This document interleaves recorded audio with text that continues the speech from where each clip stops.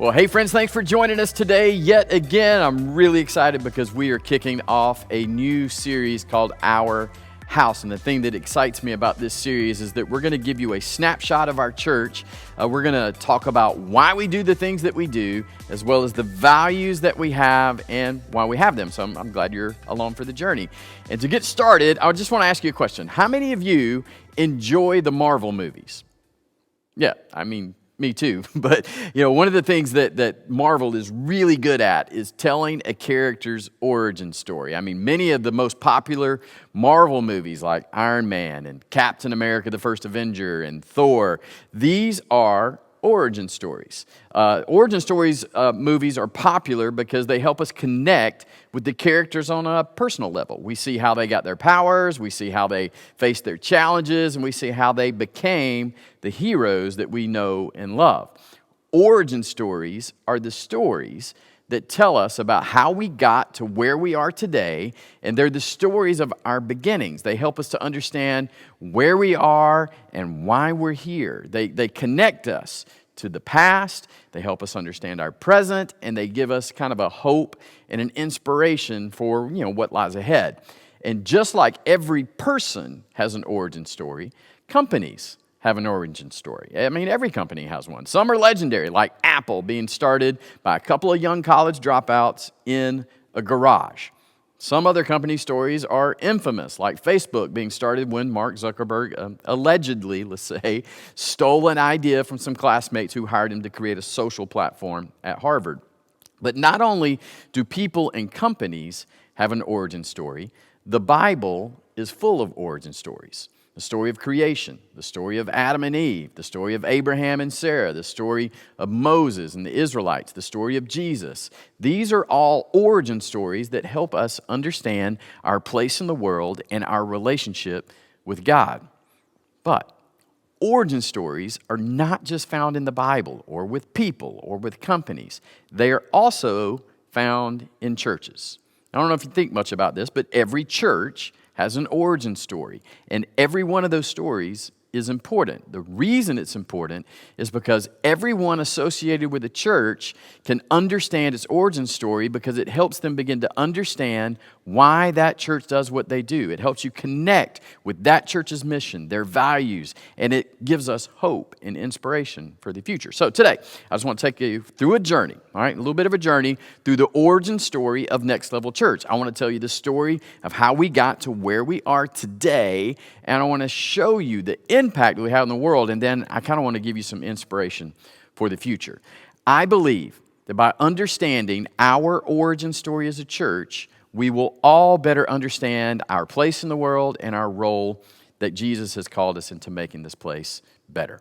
So, back in the early 2000s, a pastor by the name of Dan Sutherland, he moved to Charlotte from South Florida. And at the time, he was coaching other churches and other pastors to become what's called a purpose-driven church. Some of you may remember that. And the reason for a purpose-driven church is to help more people be reached that don't attend a church. And what he was quickly learning is there were a lot of churches that simply do not want to be a church focused on reaching people far from God. Now, let me just say, that's not because they're bad people. It's not because it's a bad church. It's just not a value for them to make the changes necessary to reach non-church people. Now, at the same time, he befriended a pastor of a large church here in Charlotte. If you're not from Charlotte, a very large church called Calvary Church. And so they started spending some time around a fire pit at Dan's house where they would talk about things, faith and church ministry. And over time, they invited other church leaders to join them, and the stories started to have a theme. All of these men seemed to have a heart for people who were, let's just say, far away from God. And I'll spare you all of the details. If you could get those for me if you want to go out and grab a coffee sometime. But they felt that God was calling them to launch a church for people who had given up on church, people who had been hurt by the church or never been to a church, and for Christians who had the same kind of heart to reach those kinds of people that we just mentioned. So in 2006, they launched Next Level Church with a mission to reach what they said is the screwed and the screwed up. Well, over time, that mission statement has been modified to what we have today, where we say we exist to raise the reputation of Jesus where we live, work, and play. Raise the reputation of Jesus where we live, work, and play. And over the last 17 years, this church has done some amazing things, like doing complete home makeovers for 3 different families, sponsoring 350 kids living in extreme poverty in the Dominican Republic, giving backpacks to every underprivileged child in a local school, giving a new pair of shoes to every underprivileged child in another local school, partnering with Hope Match to provide a complete Christmas for over 1,000 different families. We have built tables and desks for the working poor in our community, and we've provided nearly $500,000. Think about that. $500,000 in free labor to repair the cars of single moms in our community. And we've helped start 10 new churches that have a similar focus on reaching people far from God. Now, believe me, this is an abbreviated list of what your church has done to raise the reputation of Jesus where we live, work, and play. And because of all of that, thousands of people have found their way back to God, and many, many, many hundreds of people have been baptized here at Next Level in the faith of Jesus. We've seen atheists find God. We've seen people that come from other world religions begin to follow Jesus. We've seen skeptics and doubters become believers. We've seen our unbelieving friends and family get baptized. We've seen the broken healed, and we've seen the addicted set free.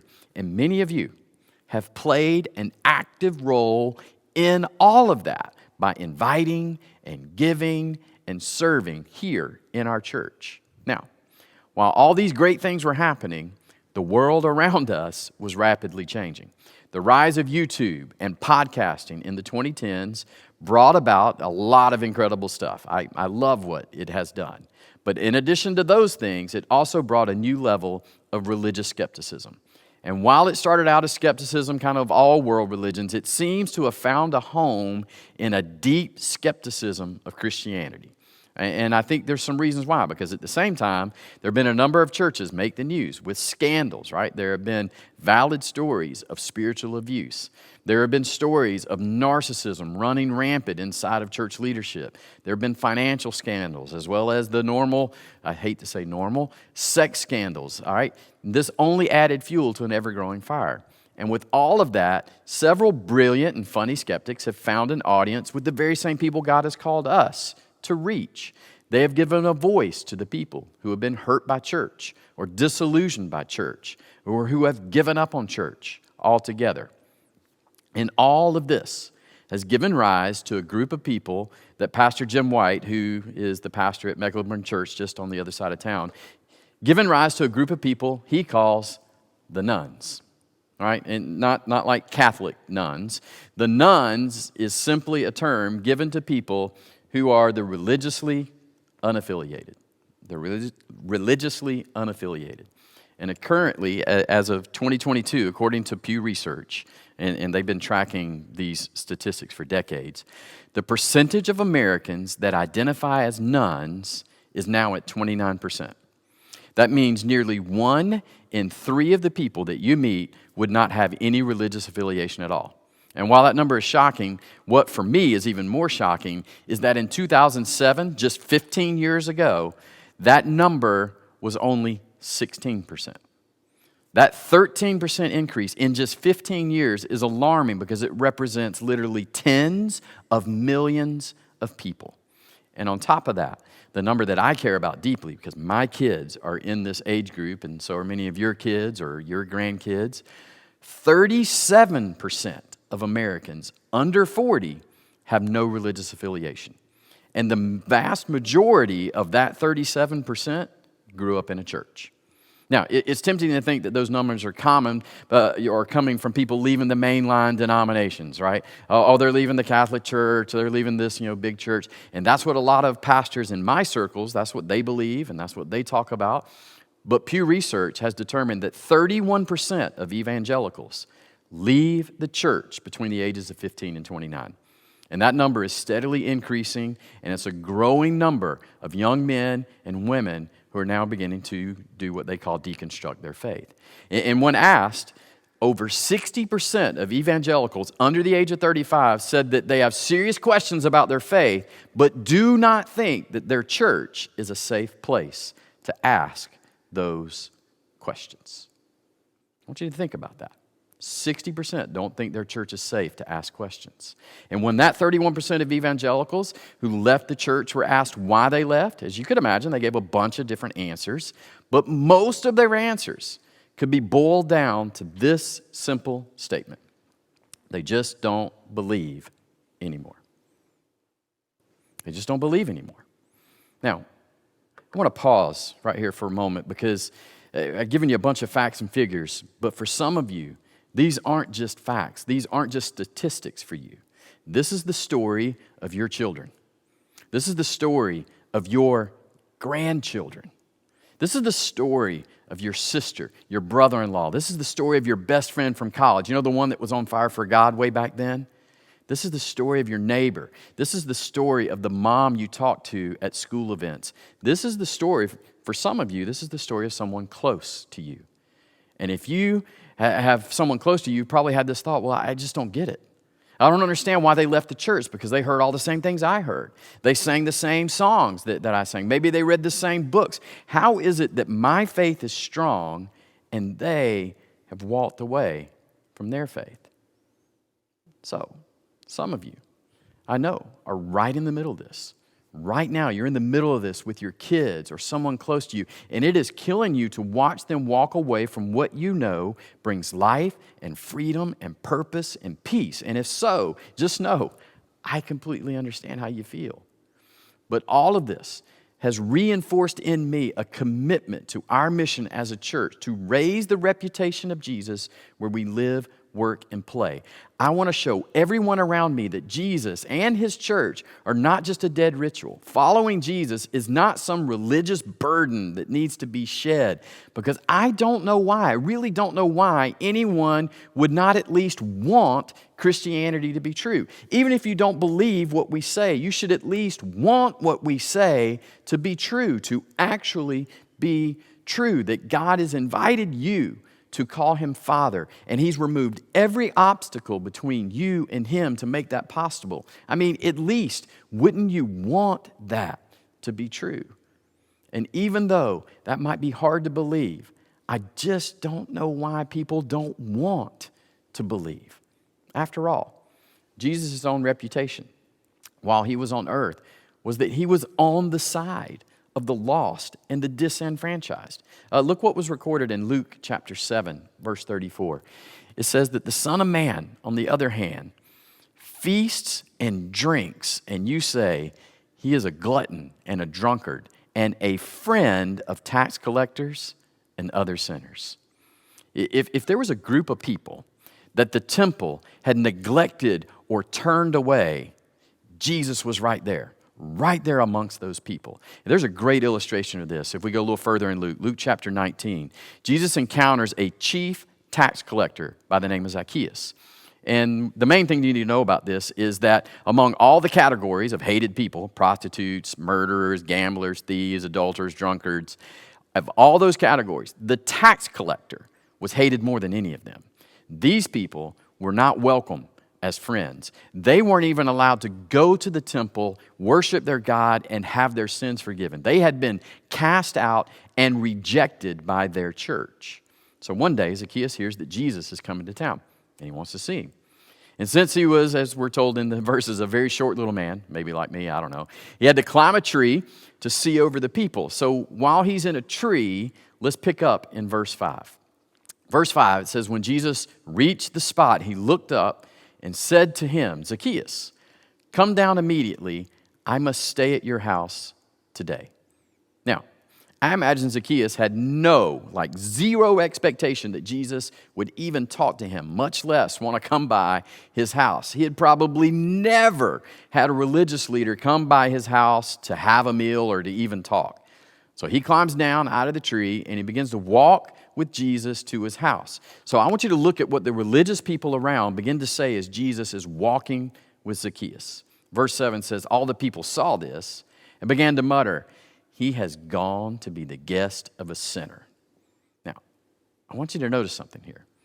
All these religious people are gathered around Jesus, they were probably amazed by his miracles. They were probably mesmerized by his teachings. Yet when it came down to it, they couldn't even rejoice that Zacchaeus was being welcomed in by this same Jesus. They couldn't even hope for a moment that Zacchaeus would be changed by being with Jesus. Why? Because they were too busy judging him. So the story goes on. Verse 8, but Zacchaeus stood up and said to the Lord, look, Lord, here and now I give half of my possessions to the poor. And if I've cheated anybody out of anything, I will pay them back 4 times the amount. So in this brief interaction where Jesus chose to step out and do something that no one else was willing to do, go to his house, Zacchaeus promises to take drastic measures, right, to right the wrongs that he had done. This probably would have depleted much, if not all, of his wealth. It might have well left him with nothing when he was done, but he didn't care about any of that because he was changed, because Jesus did something no one else would do. And then Jesus makes this statement, verse 9. Jesus said to him, today salvation has come to this house because this man too is a son of Abraham. For the Son of Man came to seek and to save the lost. God incarnate sees Zacchaeus as a son of Abraham, as his child. And where Zacchaeus was used to being ignored, hated, overlooked, Jesus invites himself into his life and offers him something that no other religious person had done to date. He offers him forgiveness and salvation. The effects of this single act are dramatic. And in the final moments of the story, Jesus doesn't have to give Zacchaeus a long lecture on his sins. One true encounter with the Son of God in Zacchaeus' heart is changed. He's willing, freely, even joyfully, he declares that he's going to make things right with other people.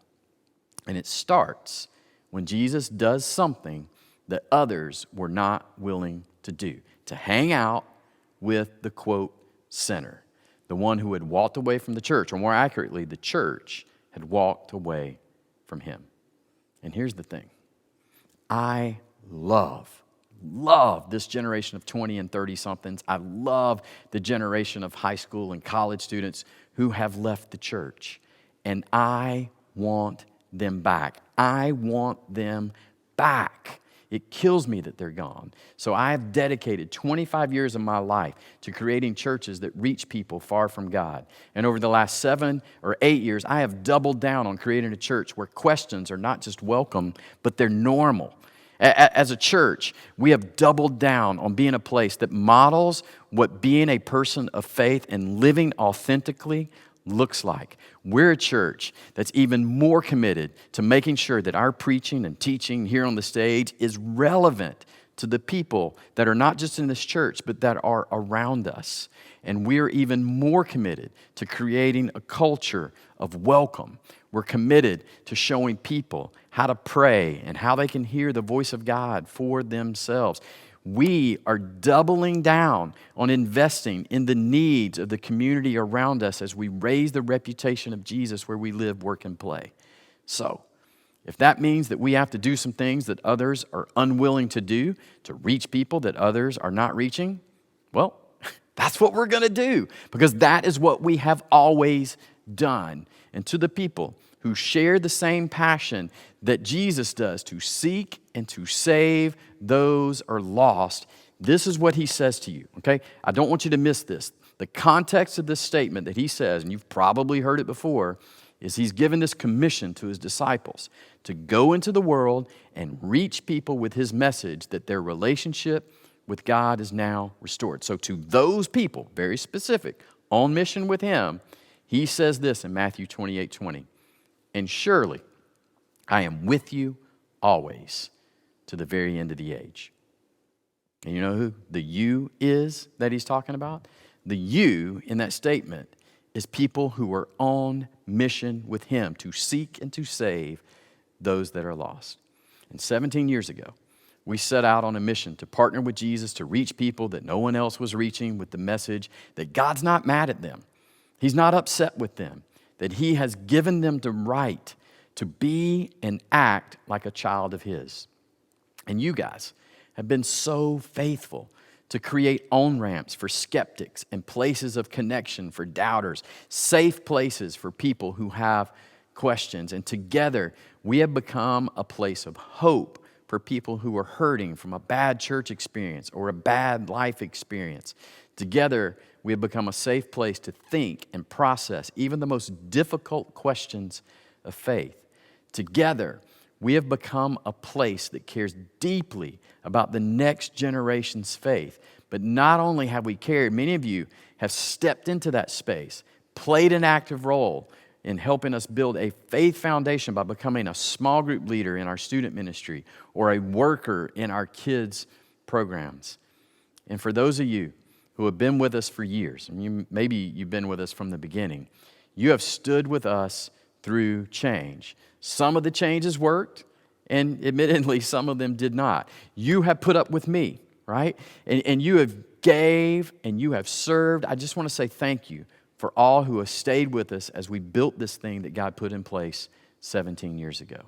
And for those of you who are new to Next Level, I want you to know we need you, right? Because we have important work to do, and it will take all of us and more to accomplish what God has set before us. And to everyone here, I want you to know, now more than ever, what we are doing here is so important because of the rapid changes in our world. We should not be afraid of what we might lose. We should be more afraid of what we are losing. As a church, not just us, the church at large, we are losing a generation, and we as a church are not going to sit by and do what everybody else is doing. We're probably not going to do what we've always done either, because faith, the faith of the next generation, is way more important than that. The faith of your sister, the faith of your brother-in-law is way more important than that. The faith of your children or your grandchildren is way more important than that. The faith of your best friend is more important than that. The faith of your coworker or neighbor is more important than that. The faith of the other kids that you go to school with is more important than that. So, as we think about our past and what God has done in our church, and we turn our sights to the future of what is ahead, let me just wrap up by asking you a very, very important question. What is the faith of the next generation worth? What is the faith in the next generation worth? That question, as I thought about it, makes me think of this famous scene near the end of the movie Schindler's List, where Oscar Schindler, he's departing his factory at the end of World War II, where he saved more than 1,000 Jews, right? And if you remember, this is the scene that I'm talking about. And in that scene, he's crying over his inability to save even more lives. He keeps looking at all the things that he had spent his time and spent his money on, and he's lamenting that he didn't spend it on saving more people. And he keeps repeating these words, I could have done more. I could have done more. And he begins to count out how many more people he could have saved had he done more. If you haven't seen this movie, if you haven't seen this clip, we put the link to it down in the comments because it is one of the most powerful scenes of any movie made in my lifetime. And if you have seen it, you know the emotion that it brings. That it's that emotion that rises up in me when I think about the 37% and rising number of people under 40 who are walking away from faith. I think I could have done more. I could have done more. We can do much, much more. So let me ask you the question again. What's the faith of the next generation worth? If you're like me, and I hope you are, you would say it's worth everything. It's worth everything that we can possibly do and then some. Every single thing. And what our church has done to this point, I admit, is truly amazing. But we can't sit back and relax. The next generation is facing unprecedented challenges. They are growing up in a world that is increasingly hostile to faith. They are bombarded with messages that tell them they don't need God, that religion is outdated, and that faith is for the weak. But we know the truth is the exact opposite. We know that faith gives us hope, purpose, and meaning. That's why we need to do everything we can to reach the next generation with the gospel. We need to continue to be a church where people feel loved, accepted, and challenged. We need to continue to teach the Bible in a way that is relevant to their lives. And we need to show them how to live out their faith in a world that is increasingly hostile to it. It's not going to be easy, but I believe that it's worth it. The faith of the next generation is worth everything. And if you're not already with us, I want to invite you to join us in doing what others are unwilling to do to reach the types of people that you rub shoulders with each and every day. Hey, let me pray for us. Heavenly Father, thanks for the opportunity to gather today in a place that you set up and designed 17 years ago. Thank you for letting us play a part in the thousands of lives that your church has touched. And now, as we look ahead to the future, I pray that you keep us focused on the mission you gave us when you came to earth. Keep us focused on reaching people that no one else wants to reach. God, thanks for the vision to be a place that creates on-ramps for skeptics, that places of connection for doubters, and safe places who have questions. We know that there's an entire generation out there who are searching for truth and meaning, but they're also hesitant to come to a church because they feel judged or misunderstood. Help us to continue to be a place where people come to explore their faith and ask questions without fear of judgment. Help us to continue to be a place where people can connect with others who are on the same journey. Help us to continue to be a place where people can experience your love and your grace. We know that we can't do it on our own. God, we need your help. So we ask you to guide us and give us wisdom. In Jesus' name, amen. So, hey friends, thanks for joining us again today. If you think today's message might be valuable, maybe it might explain your church a little bit, we would love it if you'd share this video. Not only could it be helpful in explaining who we are and what we're doing, and maybe it's just helpful in general, when you share and like and subscribe to this content, you help us accomplish our mission to raise the reputation of Jesus. And along those lines, I would love for you to head over to our website, go to nextlevelchurch.org, click the green give button, and choose one of the giving options. I believe in what we're doing to reach the next generation, and it's worth everything that you could give toward. Your faithful support helps us to do that and to raise the reputation of Jesus where we live, work, and play. Now, by way of benediction, let me reread to you Jesus' words from that Great Commission in Matthew 28:20. He says, "And surely I am with you always to the very end of the age." As you go on mission with him, may he guide you and empower you to live out your faith, and may you know that his mission is worth everything. Hey guys, have a blessed week, and I'll see you back in person next week.